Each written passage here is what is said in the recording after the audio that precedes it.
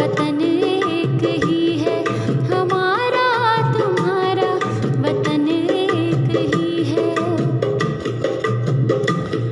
ये नदियाँ, ये पर्वत, शिखर ऊंच नीचे, ये रेती, ये खेती, ये जंगल बगीचे।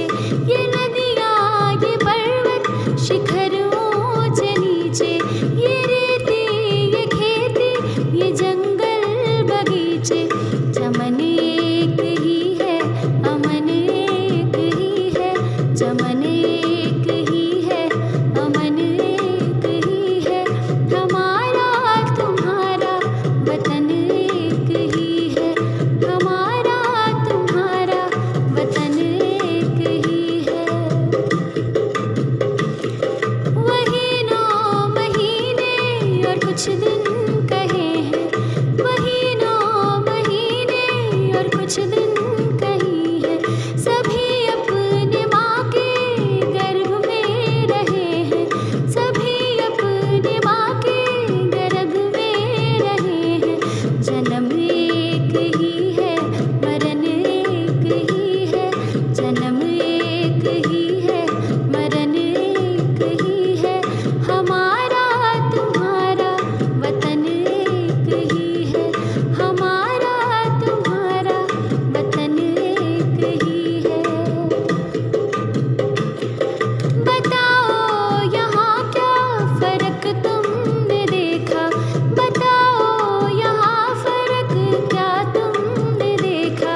खींची है कहाँ पर विभाजन की रेखा, खींची है कहाँ पर विभाजन की रेखा।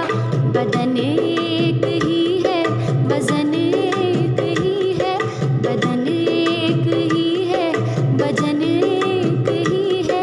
हमारा तुम्हारा वतन एक ही है, हमारा तुम्हारा वतन एक ही है। सजन एक ही है, भजन एक ही है, हमारा तुम्हारा वतन एक ही है, हमारा तुम्हारा वतन एक ही है, हमारा तुम्हारा वतन एक ही है। नमस्कार। आज का सुविचार, अपनी नियति की कमान अपने हाथ में लें, अन्यथा कोई और ले लेगा। कंट्रोल योर ओन डेस्टिनी और समवन एल्स विल। कहने का तात्पर्य ये है प्यारे बच्चों, इंसान ही भाग्य का निर्माता होता है। इंसान ही भाग्य को सकारात्मक और नकारात्मक बनाता है। कर्म करने से ही सफलता का रास्ता खुलता है। आज के लिए इतना ही। धन्यवाद। Good morning. Word of the day. Raising. R-A-I-S-I-N-G.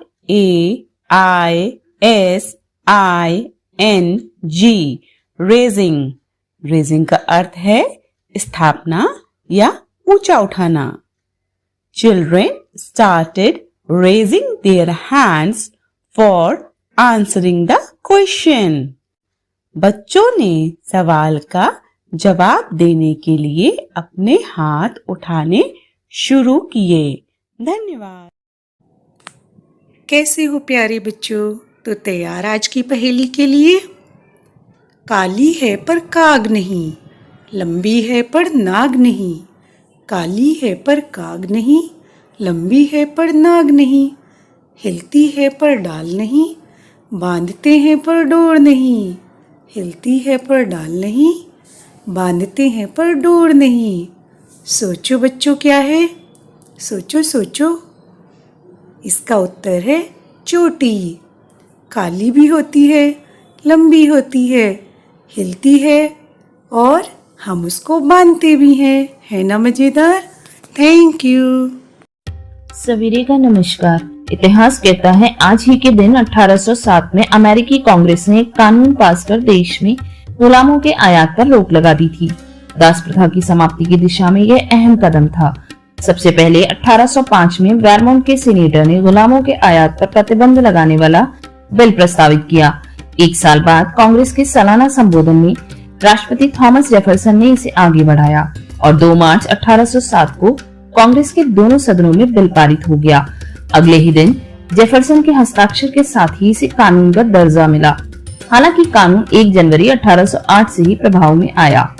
आज ही के दिन 1949 को भारत की कोकिला कही जाने वाली सरोजिनी नायडू जी का निधन उत्तर प्रदेश में हुआ था। वे उत्तर प्रदेश की प्रथम महिला राज्यपाल नियुक्त की गई थीं। सरोजिनी नायडू का जन्म 13 फरवरी 1879 को हैदराबाद में हुआ था। उन्होंने भारतीय महिलाओं के बारे में कहा था, जब आपको अपना झंडा संभालने के लिए किसी की आवश्यकता हो और जब आप आस्था के अभाव से पीड़ित हो, तब भारत की नारी आपका झंडा संभालने और आपकी शक्ति को थामने के लिए आपके साथ होगी। और यदि आपको मरना पड़े तो यह याद रखिएगा कि भारत के नारीत्व में चित्तौड़ की पद्मिनी की आस्था समाहित है। धन्यवाद। नमस्कार, अब बारी है आज के विशेष की। आज के विशेष का टॉपिक है दास प्रथा। दास प्रथा काफी पुराने समय से सिर्फ भारत में ही नहीं बल्कि दुनिया के कई देशों में व्याप्त रही है। दास प्रथा के द्वारा प्रायः ऋणग्रस्त अथवा युद्धों में बंदी होने वाले व्यक्तियों को दास बनाया जाता था। मानव इतिहास के अस्तित्व में सबसे भयावह दासता की प्रथा है। भारत में ब्रिटिश शासन के समय 1843 ईस्वी में इस प्रथा को बंद करने के लिए एक अधिनियम पारित कर दिया गया था।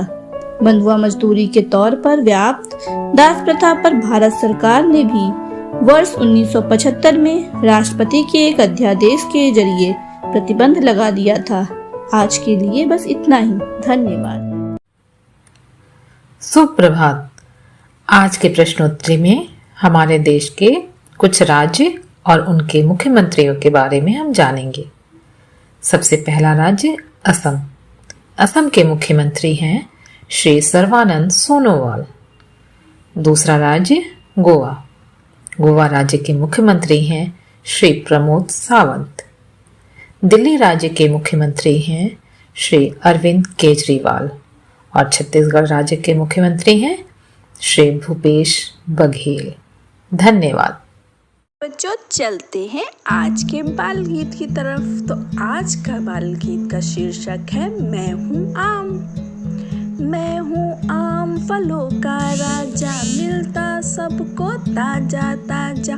मेरा स्वाद है बहुत निराला, खाने वाला हो जाए मतवाला। बहुत प्रकार से खाया जाता, कोई पका के कोई कच्चा खाता। बच्चे बहुत चाव से खाते, वृद्ध भी खाकर खुश हो जाते। 2 रंगों का मैं होता भाई, चाहे हरा लो या पीला भाई।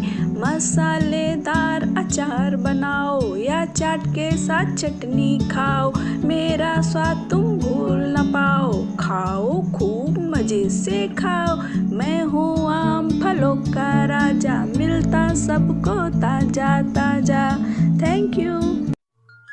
हेलो एवरीवन, आज की बाल कहानी है बंटवारा नहीं होगा। 2 भाई थे। अचानक एक दिन पिता चल बसे। भाइयों में बंटवारे की बात चली, यह तू ले वह मैं लूं, वह मैं लूंगा यह तू ले ले। आए दिन दोनों बैठे सूची बनाते, पर ऐसी सूची ना बन सके जो दोनों को ठीक लगे। जैसे तैसे बंटवारे का मामला सुलझने लगा तो एक खरल पर आकर उलझ गया। पिताजी अपने लिए इस खरल में दवाइयाँ गुटवाते थे, उसे तो मैं ही अपने पास रखूंगा। बड़े ने कहा। छोटा तुनक कर बोला, यह तो कभी हो ही नहीं सकता। दवाइयाँ घोट घोट कर तो उन्हें मैं ही देता था, उनकी निशानी के तौर पर मैं इसे रखूंगा। बात बढ़ गई और सारा किया धरा चौपट। अब पंचों से फैसला कराना तय हुआ। पंच चुने गए। उन्होंने सबसे पहले दोनों को घर से बाहर निकाला और 2 ताले द्वार पर डाल दिए। तय हुआ बंटवारा 2 दिन बाद करेंगे।